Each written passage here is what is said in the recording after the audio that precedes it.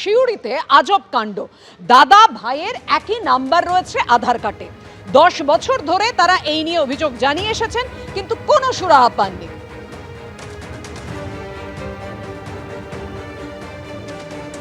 যে আধার কার্ডের সমস্যা, আমাদের দু ভাই, আমাদের নাম্বার নাম্বারটা একই হয়ে গেছে, অ্যাক্টিভ হয়ে গেছে নাম্বারটা। কিন্তু আমরা গিয়েছিলাম অফিসে, তো বলছে রাঁচি যেতে হবে।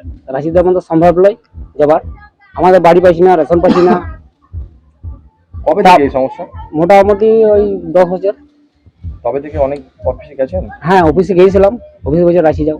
তারপর মেম্বারকে জানাইলাম, মেম্বার তো ঘুরেছে, তো ও পারলে না। তারপরে আমাদের ওই সমস্যা, মানে এটাই সমস্যা। আধার কার্ডে নাম্বার, আধার কার্ড দুটো কার্ডই একই নাম্বার। স্টেট ব্যাংকে গেছি, ময়ূরক্ষী ব্যাংকে গেছি, পোস্ট অফিসে গেছি, কোনো জায়গাতে হচ্ছে না। কার কার আধার কার্ডের একই নাম্বার?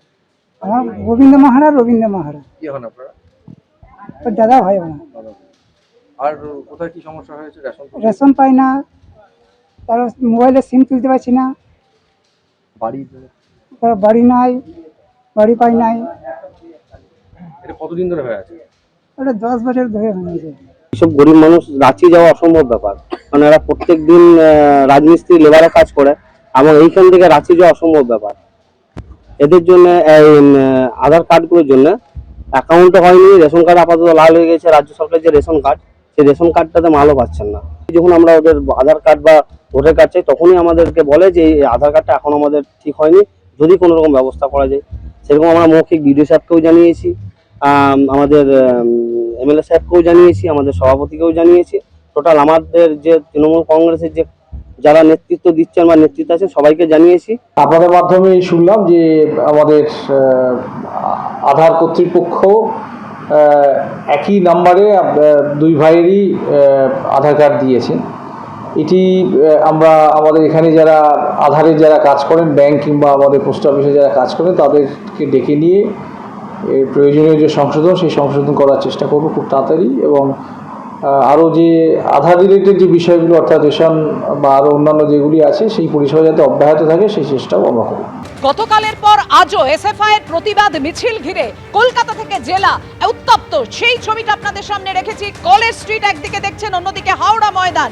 বিভিন্ন জায়গায় যে ছবি দেখা যাচ্ছে, তুলকালাম পরিস্থিতি এসএফআই এর প্রতিবাদ মিছিল ঘিরে, বিক্ষোভ ঘিরে।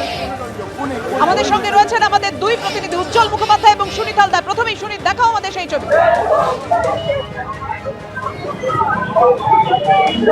দেখো, এই মুহূর্তে আমরা রয়েছি হাওড়া ময়দানে। সেখানে কিন্তু কিছুক্ষণ আগে এসএফআই সমর্থকদের সঙ্গে পুলিশের ধস্তাধস্তি শুরু হয়ে যায়।